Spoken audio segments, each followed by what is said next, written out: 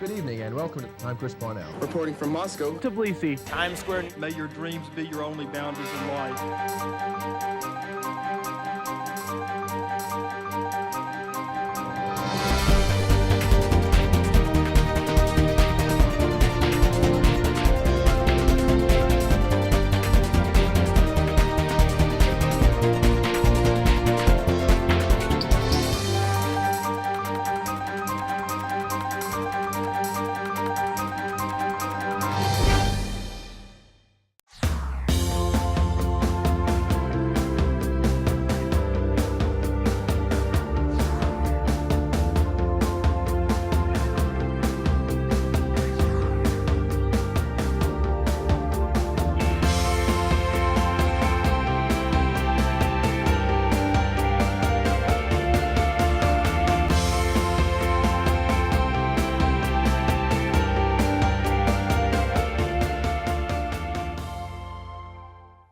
Hello and welcome to Living Well. I'm William Kinley. Every day we encounter stress, and all that stress can damage your health. Dr. Jeff Mullins specializes in family medicine with Mid-South Family Medicine and joins us today with some tips for managing stress and healthy living.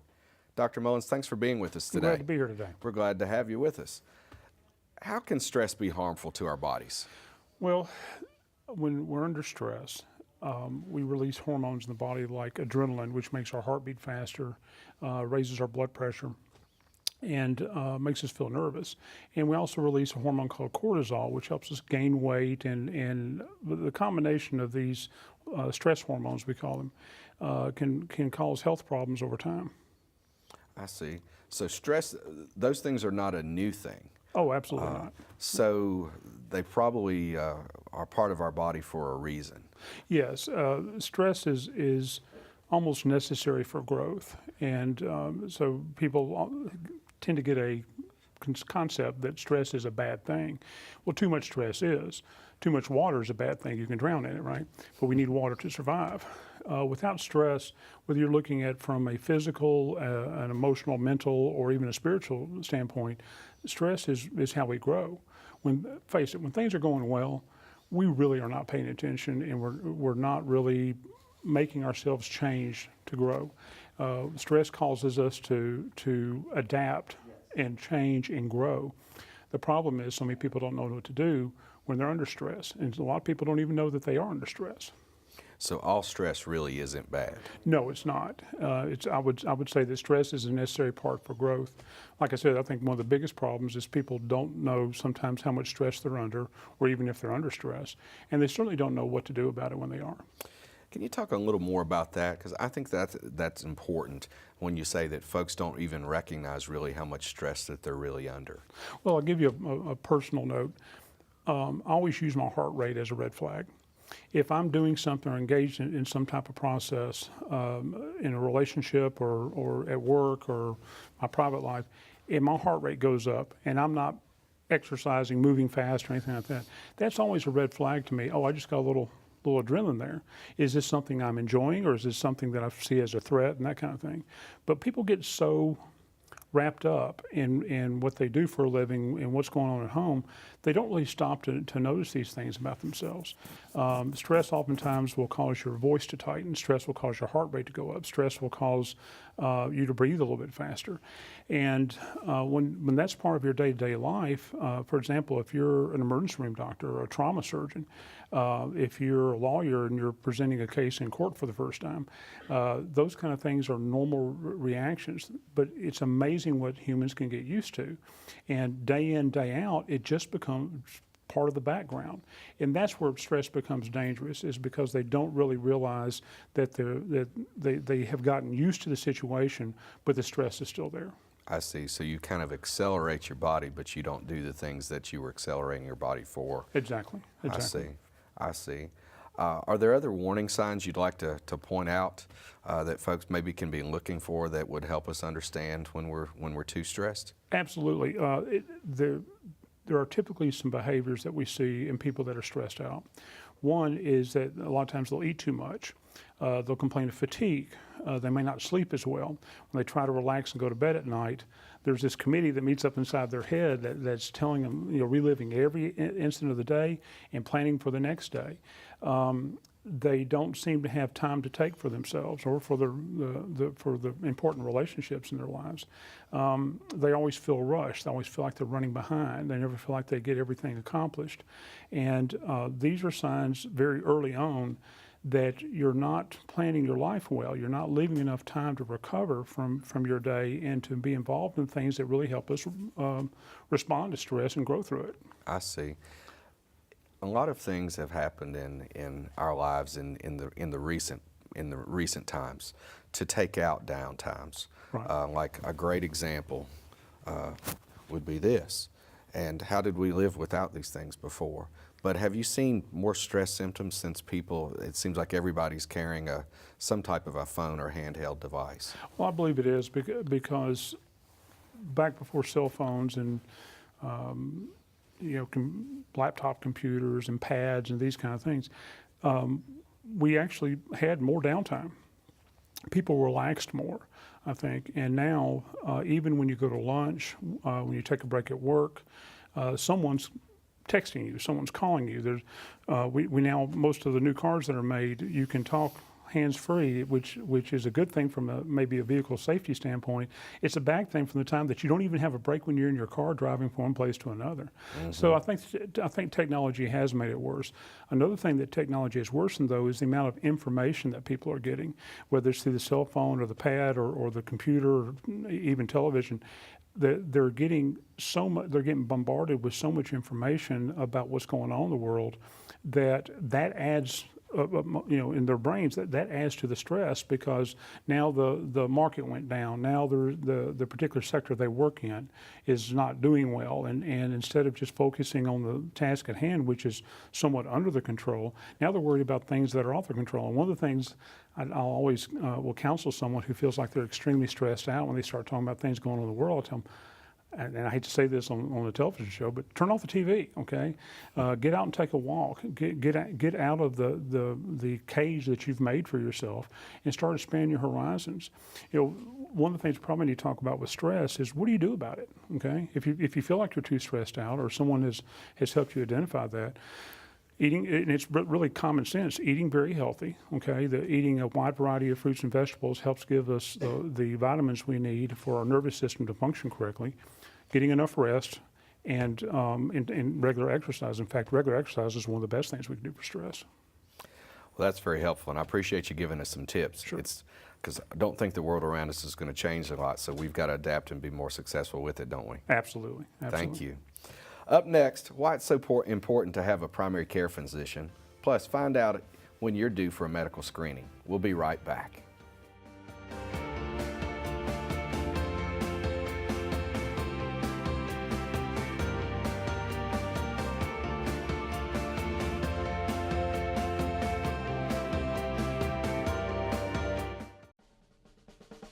You can now watch your favorite Germantown community television shows from anywhere in the world.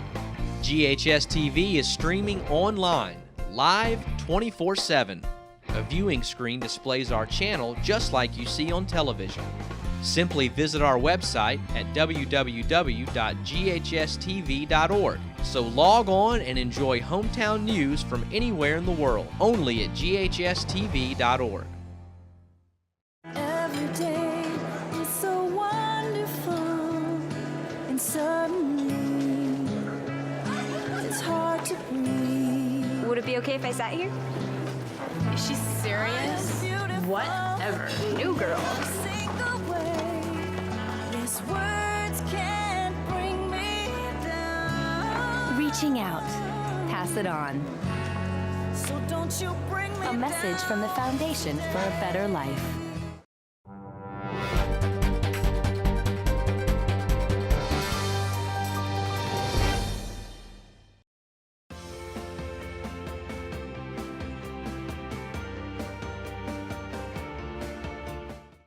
Welcome back.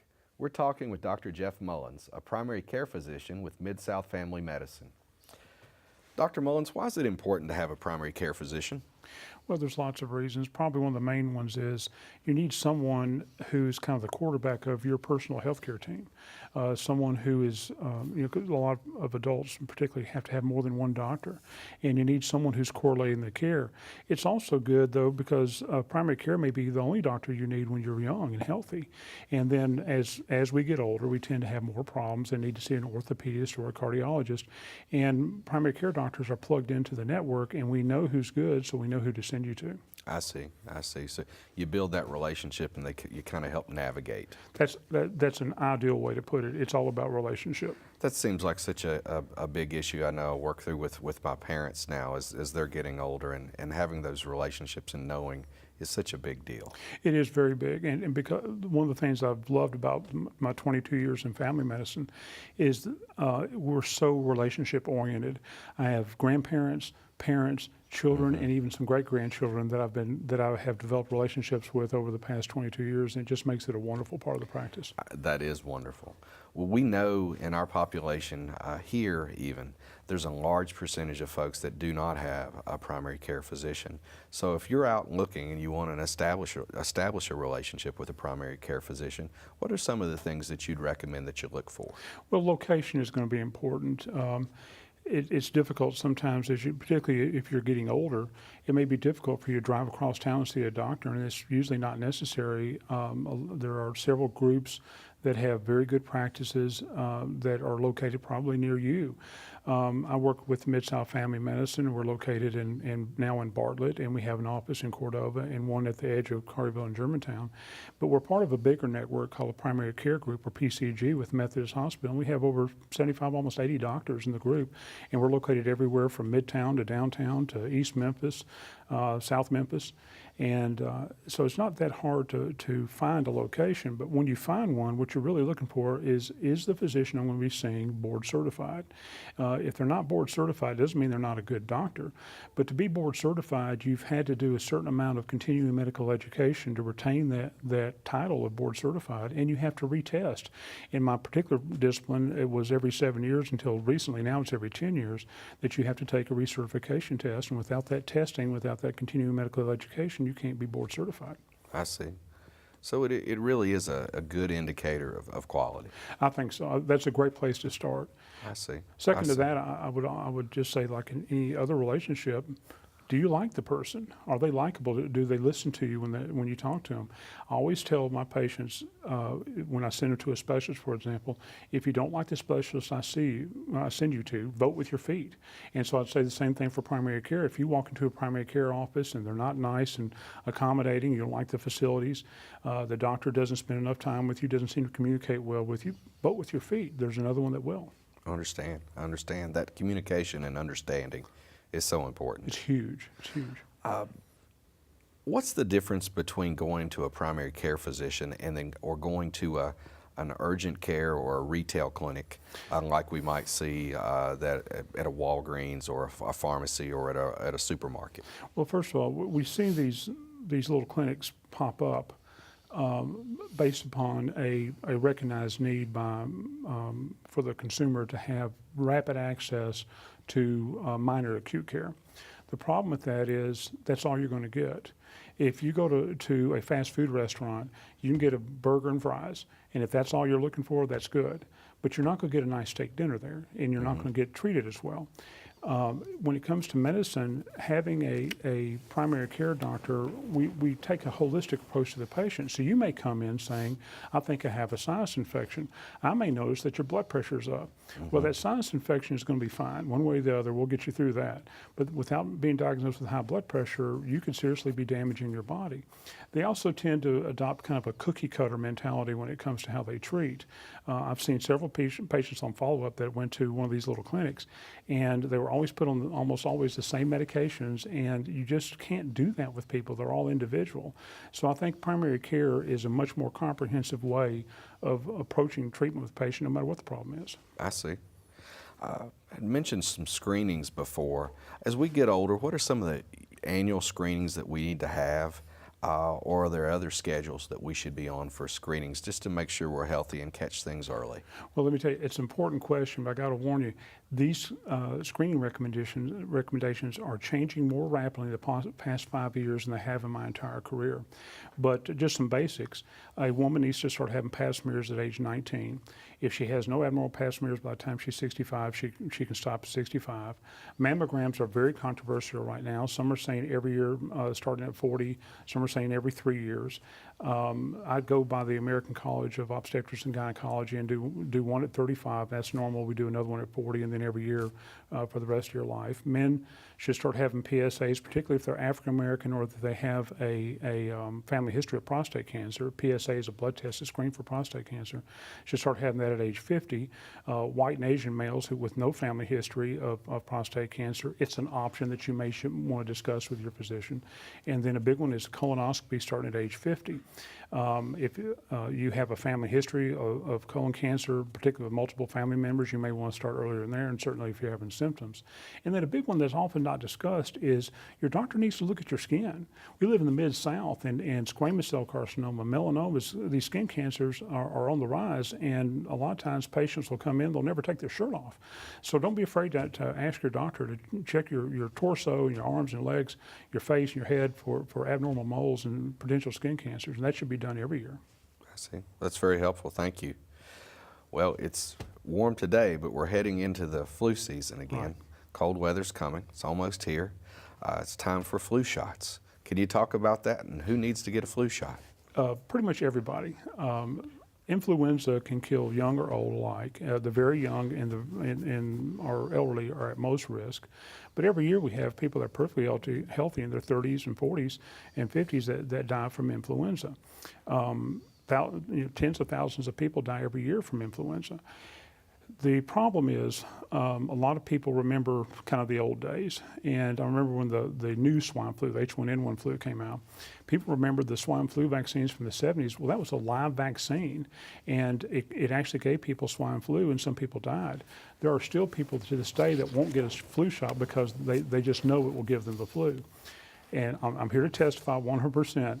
The flu shot cannot give you the flu. It is a killed virus vaccine. There's no intact virus in the injection at all. Now there's a nasal inhaler for small children that can't take the shot, and it is a live virus. But for the flu shot we're wanting you to come in and get as an adult, you cannot get the flu from the shot. Get it every year. I'll repeat it one more time. You cannot get influenza from a flu shot. 100%. It doesn't happen. It's impossible. Thank you. Straight ahead, the dangers of high blood pressure and what you can do to help keep your blood pressure under control. Stay with us.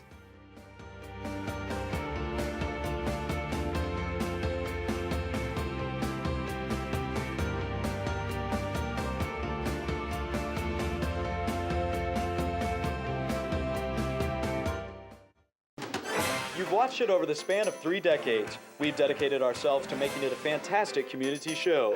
And the Alliance for Community Media has named GHS-TV's Crosstalk the best informational program in the country. From coverage of important area issues and events to conversations with high-profile local, national, and international personalities, Crosstalk keeps you informed and entertained. Don't miss Crosstalk, produced entirely by the students of Germantown High School. The news show airs each week only on Germantown Community Television, cable channel 17. Wow. College already. Yeah. We gotta go. I love you. I love you too, Daddy. And thanks for everything. Gratitude. Pass it on. A message from the Foundation for a Better Life.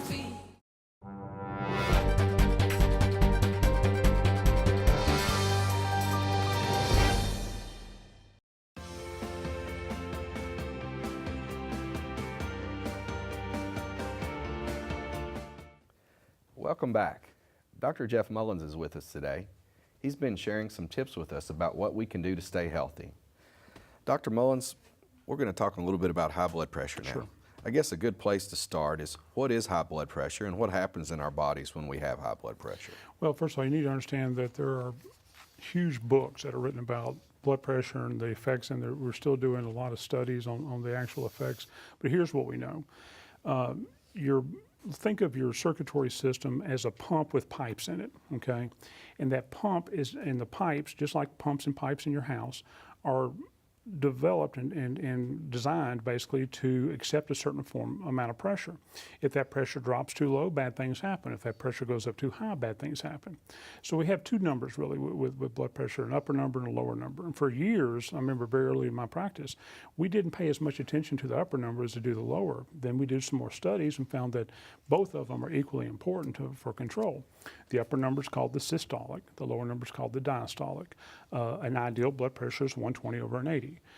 Pre-hypertensive is anywhere between 120 over 80 and really starting about 130 over 85 and higher is pre-hypertensive.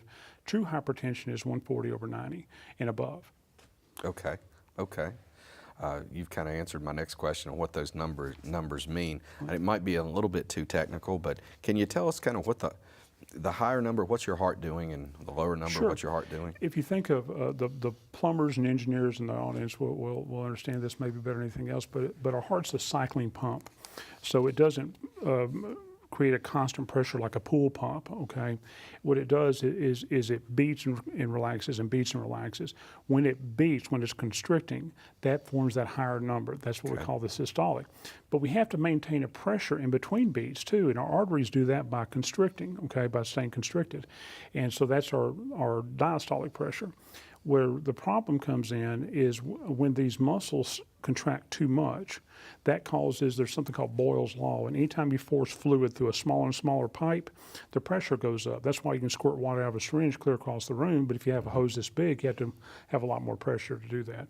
So as the muscles constrict, we call that hypertension, okay? We're actually talking about the muscle wall of the artery that's doing that. Okay. And the problem with that is there's a very important organ in your body that no one ever, other than doctors and scientists, ever talk about, called the endothelium. And it lines your artery, and it's where the rubber meets the road, where oxygen and waste and food are transported across these membranes. And it's also where the damage occurs that leads to clots forming and heart attacks and strokes. And what one of the things that blood pressure does universally throughout the body is it damages this endothelium. That then allows cholesterol to come in and be deposited and form plaques. We see this happen in what we call the target organs of hypertension, the heart, for example, the brain, the eyes, and the kidneys, as well as just about any artery in your body. Thank you. That's helpful, very helpful. So how do you know if your blood pressure is too high? I mean, obviously, well, you're taking it, but are there other ways? Well, it's a great question. You know, for most of the time I was training, most of my career, I've heard high blood pressure referred to as a silent killer. Most people don't know that their blood pressure is up. And by the time they start having symptoms of it being up, they may have already incurred some damage to their bodies. Headaches, dizziness, feeling of fatigue sometimes will go along with high blood pressure. And it would be nice if every time our blood pressures went up, we would feel something. But most of the time we don't. Okay. So it's silent until it's really damaging, Right. possibly. Is there anything we can do to help prevent high blood pressure? Absolutely. Watching what you eat. Foods that are high in saturated fats, and to some degree salty foods. There's a little bit of controversy now about salt, but for the most part we still think that too much salt in the diet is not good for your blood pressure. Living a sedentary lifestyle and gaining too much weight. A lot of high blood pressure is genetic, and we have perfectly healthy people that exercise all the time, and they're nice and fit, and they still have high blood pressure. But for the most part, I think a lot of it's environmental. And so exercising regularly, keeping your weight down, and eating healthy. Do you know that if you take a 30-minute walk 4 times a week, you can lower your blood pressure from 10 to 15 points in 1 year. If you lose 20 to 25 pounds, you can drop it another 10 to 15 points. So if you combine those two, Really that's go down more a lot. powerful than just about any medication we could put you on. Wow, that's impressive. So you mentioned medication. Are there other treatment options that you'd like to talk about? I guess Well, medication is the main A one. lot of times we'll start medication, and patients get a bad feeling when we do this because they say, well, I'm going to be on this medication for the rest of my life. And my answer to them is only if you decide not to change. But you got to realize hypertension is very corrosive. It's not going to stop damaging your arteries. So when you come in, if you're hypertensive, a lot of times the doctor will go on to start you on medication and then start to engage in lifestyle change. We'll get your blood pressure down naturally. That way we'll ease off the medication. But in the meantime, we're trying to protect your arteries from further damage. So it's a bit of insurance and a bridge to get you back where you need A to be. bridge is a great way to look at it. That's wonderful. That's very informative. Sure. I sure appreciate you being here today. Not a problem. Glad to be here. Thank you. Yes, sir. That wraps up our show for today. I hope that living well will help you and your family lead healthy lives. Thanks for watching. I'll see you next time.